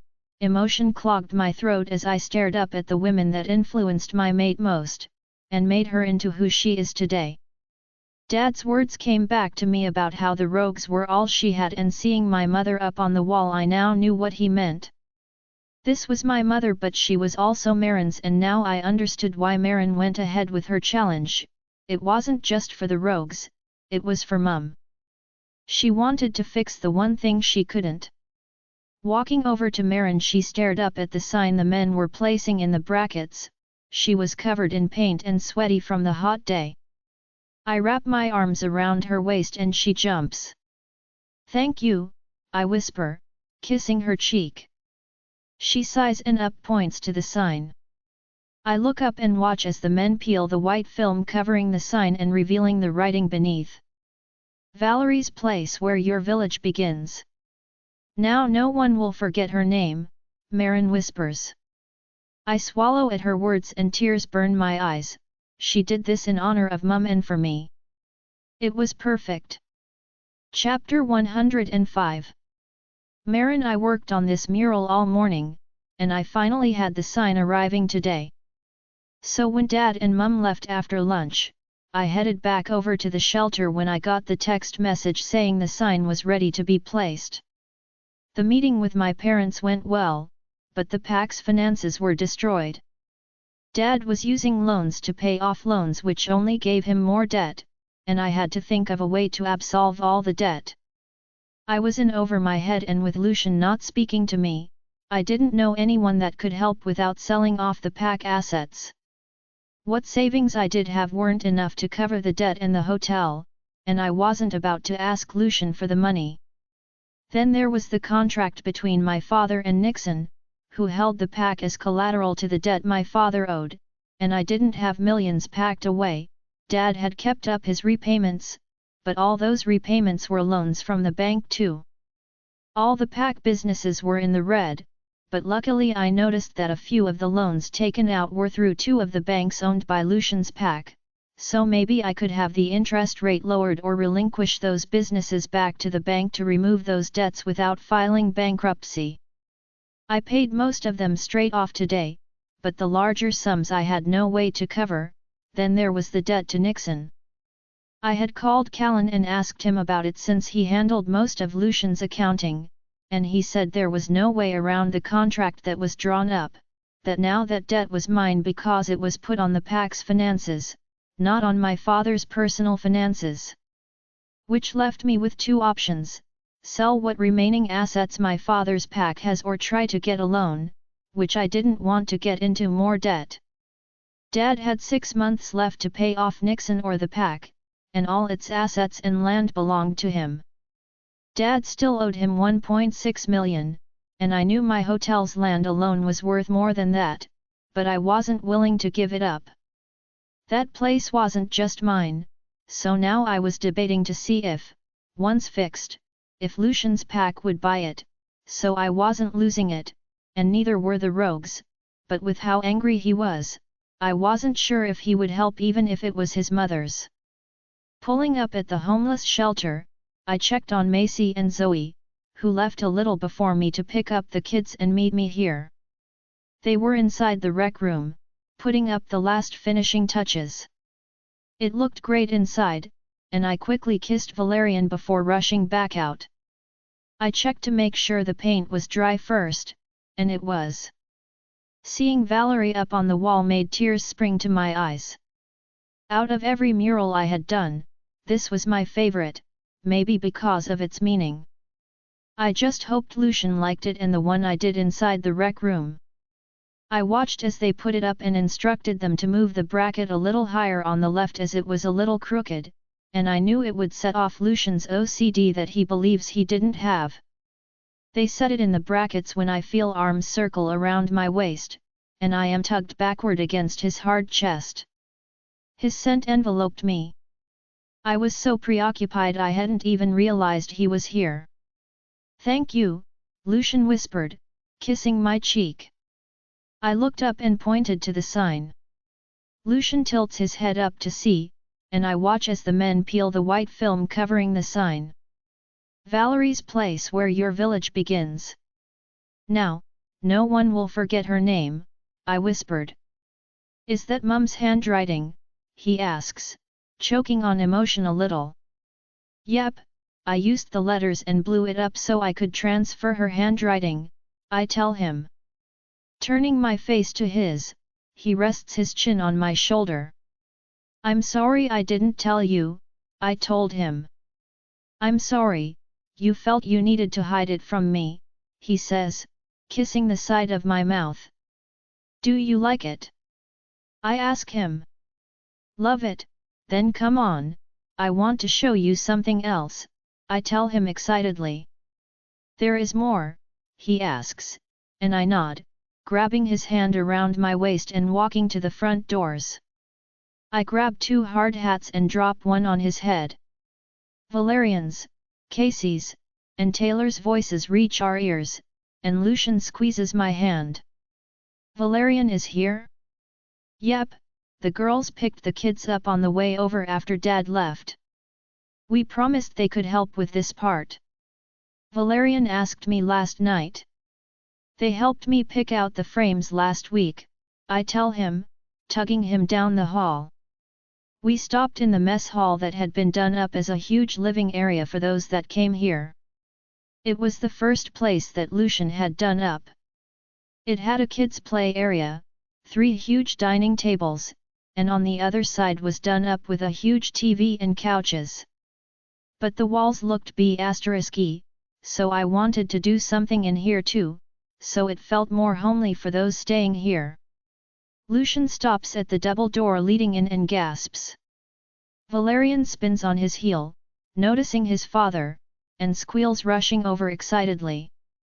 Lucian stares around the enormous room and scoops Valerian up when he rushes over. "What's wrong, Dad? Don't you like it?" Valerian asks when seeing his father become teary-eyed. "No, I love it," he chokes out. All of Valerie's banners from her protesting days were framed on the walls. Along with the blown-up newspaper articles about her efforts to change the city were also blown up and framed. On the far wall was another painting I did of Valerie, using the photo of her standing on the cop car, a banner raised above her head which read "No Pax, One People." It took up an entire wall.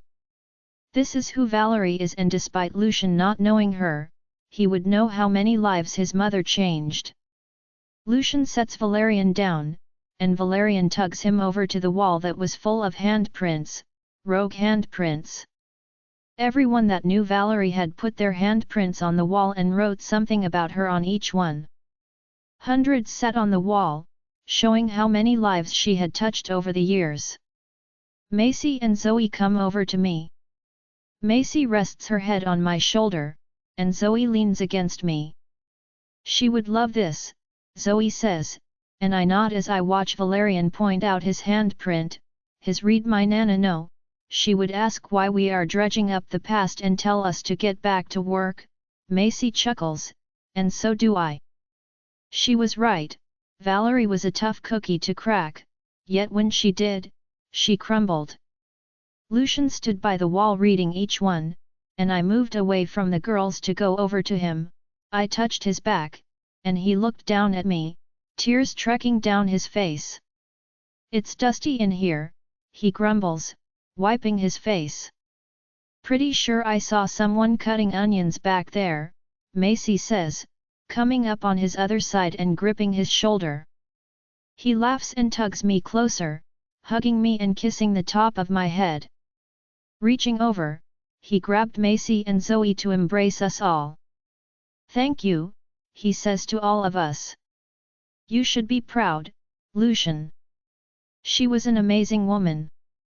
I wish you got to know her as we did, but we will always remind you of who she was, and there is no bigger reminder of her than the woman who carries your mark," Zoe says, and I smile sadly. I feel him nod against my shoulder. "The dust is terrible in here," Macy mutters, and Lucian laughs. "Terrible?" Lucian laughs. He lets us go and wipes his face, and looks around. "This is amazing," he says, and I couldn't agree more when my phone beeps in my pocket. It was a reminder to go to the ultrasound. I pull it out and sigh. "Want me to take Valerian?" Zoe asks, but I shake my head. "No, he can come with me," I tell her, and she nods before rushing off to wrangle the kids, and I look at Lucian nervously. "You're still coming with me?" I ask Lucian, and he gives me a funny look. "Of course, you aren't alone this time, Marin. I will be right beside you every step of the way," he says, draping his arm across my shoulders. He tips my chin up to look at him. "Mine," he whispers, leaning down and kissing my lips before his hand drops to my stomach. "Ours," he says, rubbing my belly. "Don't ever doubt that. I will never leave you to do this on your own, not again, no matter what," he says, kissing my temple. I sighed, relieved. I don't think I could do it again by myself. The last time I had Valerie, she was a godsend, but I would have if I had to. "Come on," he whispers, holding his hand out to Valerian. He waves to the girls, and we go to the doctor in Lucian's car. Pulling up at the doctor's, Nerves kicked in, and Valerian asked why we were there. Because Mum has to get a checkup, and then we get to see the baby, Lucian tells him. Will we find out if the boy wrestling worked? Valerian asks. No, not for a while, and it will probably look like a jelly bean, Lucian laughs. Valerian scrunches his face up, looking confused. This time around, it was different. My father was not here to demand I abort, no judgment, no worry as I waited for the urine test to come back. Once it was confirmed, Doc took blood samples before leading us down the hall to where they did ultrasounds. You can lie down, Doc says while motioning toward the gurney. I lay on it, lifting my shirt, and Valerian watches with avid fascination as the doctor squirts the jelly on my belly. He fiddles with the device, and after a few minutes, we hear the heartbeat, and I sighed, not realizing how worried I was about the fetus. During the challenge, I was so concerned with protecting my stomach that I could hardly fight. I was making sure to pick my moves and keep my abdomen out of reach. I would hate to see a replay of it because not much action happened in it. Dad was worried about hurting me, and I was concerned about hurting myself, so it probably looked more like a synchronized dance than an actual fight. There we are, Doc says, and I peer up at the screen. He takes some measurements of the sac before I squint at the screen when he moves to the next. Wait! I gasp, and Doc chuckles. I wondered when you would notice the other one, he laughs, and Lucian looks between the doctor and me. What's wrong? He asks, sounding frantic. Nothing, Alpha, both heartbeats are strong, Doc says, and Lucian sighs, leaning back. Wait! Both! Lucian shrieks, leaning forward and looking at the screen, and making Valerian fall off his lap. Yep, you're having twins, Doc tells him, and his eyes widen. He looked horrified, and I laughed at his face. He looked like he was calculating some math equations. 2, there are 2 in there? Are you sure? He asks, looking at my stomach. Yep, definitely 2, Doc says, pointing at the screen to show him. That is so many diapers, we are never gonna sleep again, Lucian whispers, shaking his head and trying to wrap his head around it. Twins? Mum is having twins. Valerian gushes. Yep, you are going to have two brothers. This is awesome. Can they sleep in my room? Valerian says, cutting me off. I laugh, and Doc chuckles. What if they are girls? Doc asks. Mum and Dad promised to wrestle in the boy way, right, Dad? Valerian says, tapping his father's shoulder while Lucian appears in shock. Yeah, right in the boy's way, Lucian mumbles, staring at the screen. See, I'm gonna have 2 brothers, Valerian declares. If you say so, Doc laughs. Chapter 106. Lucian Doc laughs at Valerian, who excitedly bounces his feet as the doctor points to the 2 beating sacks. Yet I couldn't sit still. This was too much information to process. I expected one. Was it hot in here? I tug at my tie, and Marin reaches for my hand when I stand up. I was overheating. Doc falls silent again. He squirts more jelly on her belly, turning the screen away for a second. He clears his throat, and tugs on the collar of his shirt. I stop my pacing and notice him becoming a little nervous as he moves the device. Valerian was babbling happily about the twin brothers he thinks he will have. His nervousness had me uncomfortable. Why did he turn the screen away? Doc, is everything all right? I asked, now suddenly frightened something was wrong with my twins I wasn't expecting. Maybe you should take a seat, Alpha, Doc says, and I froze. Something was wrong. I glance at Marin, and her fear is just as bad. Marin leans up on her elbows to look at Doc. Take a seat, Doc says. He motions toward the chair. Yet now he had me panicking. I didn't necessarily want twins, but the thought of something being wrong with them made my heart race faster and my stomach dropped. I shake my head. Just spit it out, Doc, I snap, becoming annoyed. It appears I was wrong about there being twins. I clutch my hair and let out a breath. Oh, thank the goddess, I sighed. It's not twins? Valerian asks, pouting. No, I found another heartbeat. I nod along at his words. Thanks. I wasn't looking forward to never sleeping again. What? Marin shrieks, but I saw 2 sacks. Doc holds his hands out in an apologetic gesture. I know she was outraged, but this was a good thing. I planned for one. I was wrong, I found another. So you're having triplets, Doc says, and I blink. I must have heard that wrong. Triplets, I murmur, looking at Doc, and he turns the screen. Yep, Marin is 5 weeks along and baby A, B, and this one baby C was hiding behind the other. I thought it was a shadow, Doc says while pointing at the screen. My vision tunneled and his words faded away along with the room. I fainted. My head pounded as I opened my eyes to Marin's worried face hovering above me. She taps my face with her hand before sighing.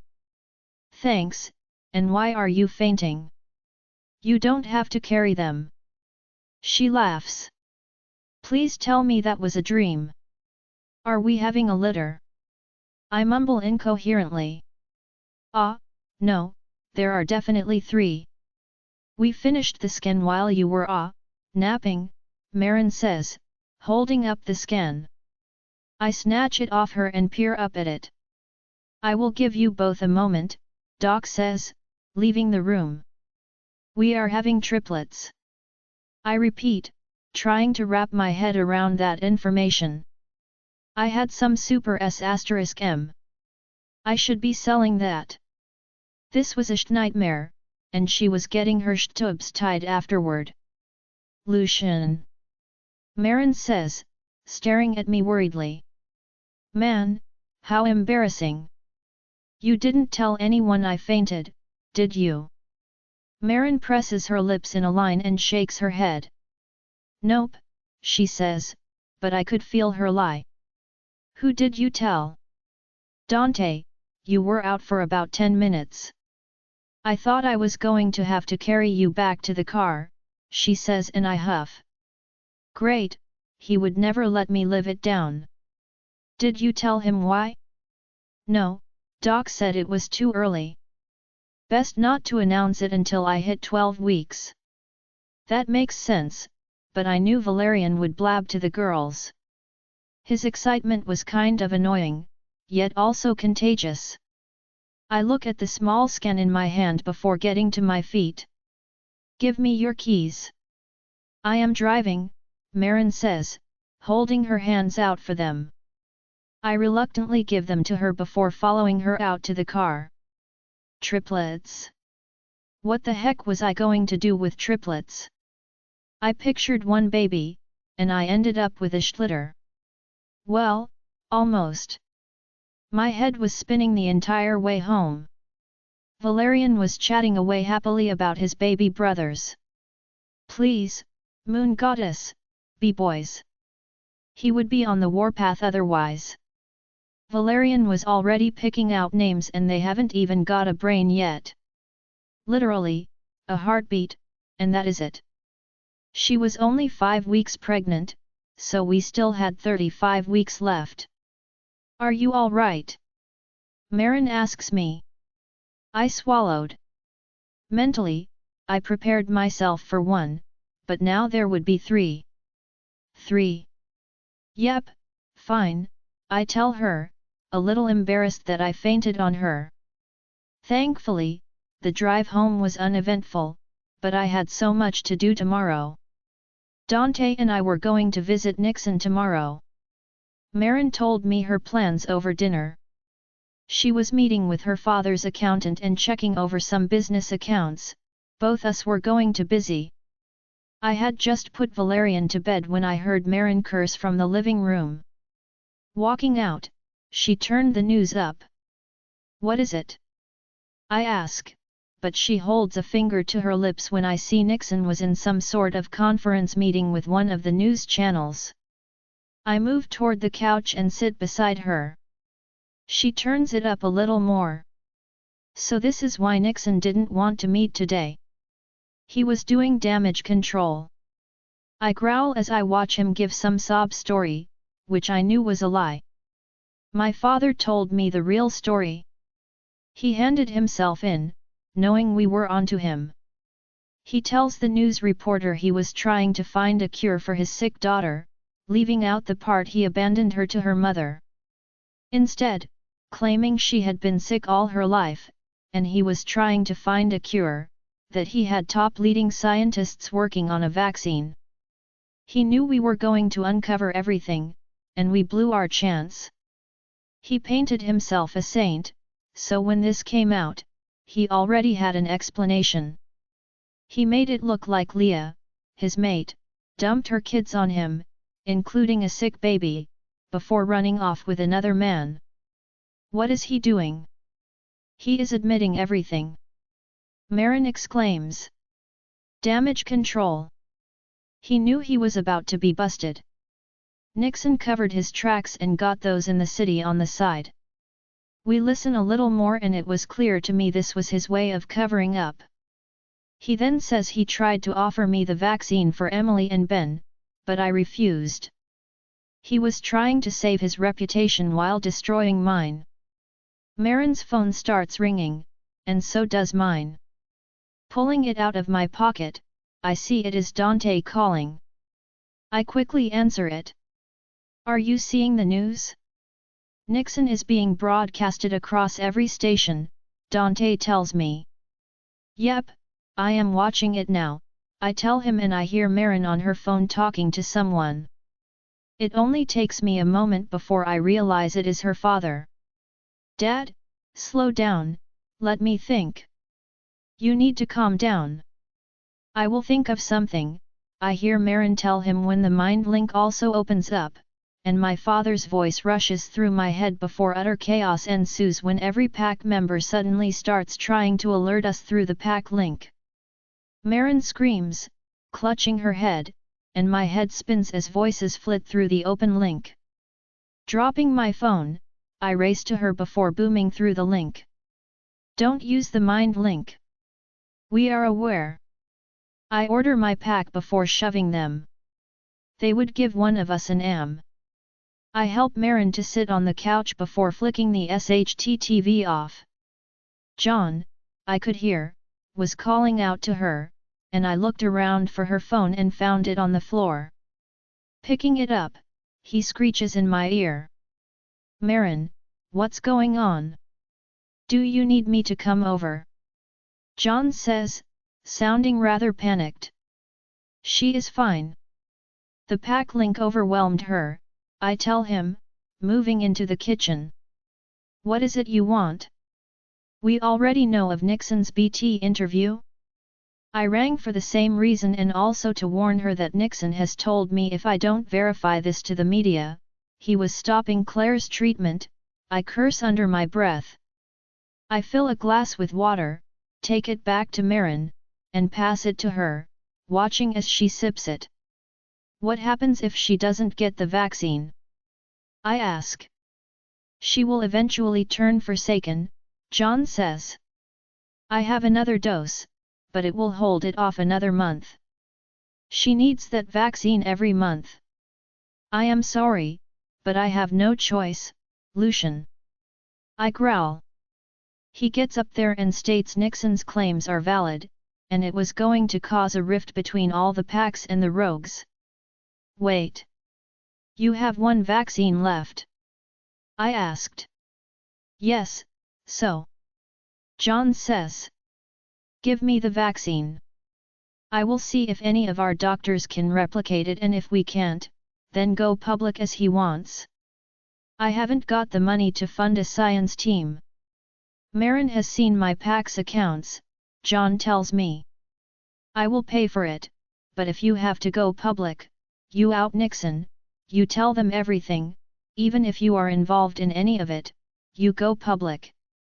It will force him to hand the vaccine over to Claire and buy us some more time to prove a case against him, I tell him, and I see Marin's head turn to look at me as she listened in on the conversation.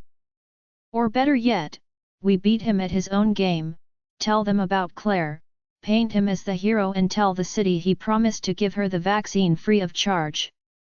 If he backs out, and I know he won't, it would backfire on him, and it gives us time to work out a cure while she receives treatment, I tell John. I could hear John talking to Claire in a calm voice before returning to the discussion. I get seen going over there. Nixon will know we are talking, John says, and I look at Marin. We go over there. Nixon will definitely know, yet one of the rogues might be able to meet John somewhere. I will send Macy to the service station near your place, give it to her, I tell him, and we discuss details of the time, etc. Marin uses my phone to ring her and gives Macy her father's number. Once we hang up, we wait. Join our Facebook and WhatsApp group for more updates, link is given in description. Rest audiobook will be continued in next episode.